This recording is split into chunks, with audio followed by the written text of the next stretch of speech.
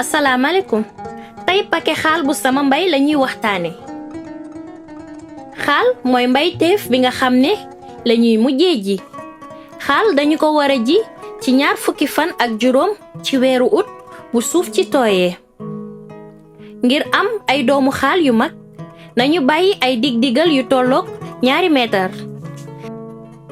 ci màndarga bu nekk ci kaw buum bi nañu gas benn tóoba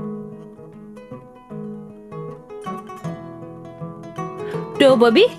day nekk benn wërgalu 2 jéego ci gàttaay ni ko vidéo bi wane dañuy màndargal gàttaayu pegg yi bala ñuy rëdd wërgal bi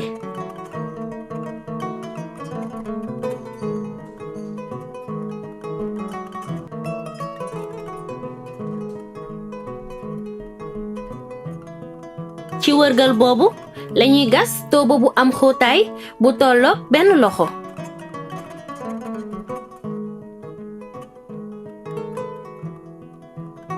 ci paquet bu nekk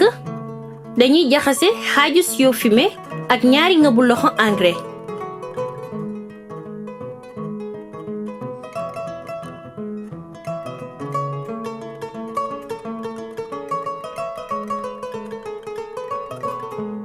xaal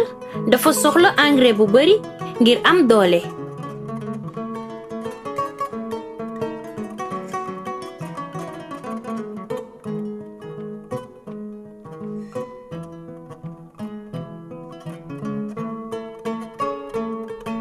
dañuy dolli suuf ci fumier bi ak engrais bi dal di koy jaxase bu baax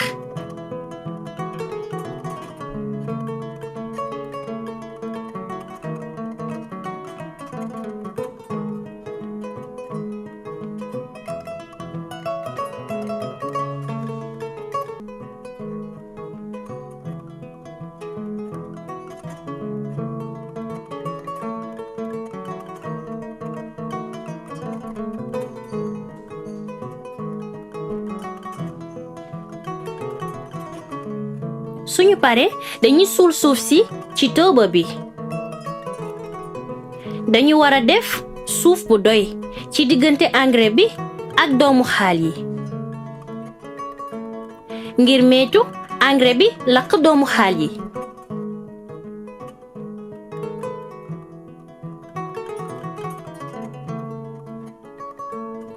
ci tóoba bu nekk nañu def 4 doomu xaal képp ci misaalu 4 koñ bu ñu defee doomu xaal yi fu sori lu tolloog benn rëddu ci baaraam doy na sëkk suñu defee sunu 4 doomu xaal ba pare nañu suul tóoba bi ak suuf ngir am ndam ci sunu xaal nañu jaxase neefere bu bari ak engrais bàyyi ci xel ci def suuf bu doy ci diggante engrais bi ak jiwu xaal bi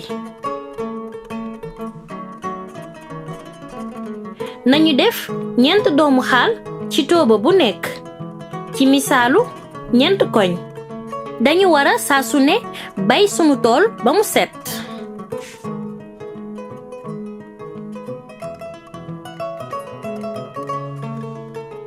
leen di sant leen gërëm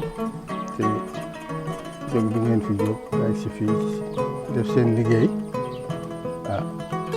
ci mbiru Sama Mbéy bi ñun noo ngi si dugg 2018 léegi noo ngi si dugg 2018 bon si duggee 2018 it wax dëgg résultat bi ñu ci gis moo nu jox yaakaar ba ren it 2019 bi ñu dugaat ren it alhamdulilah gis ngeen tool bi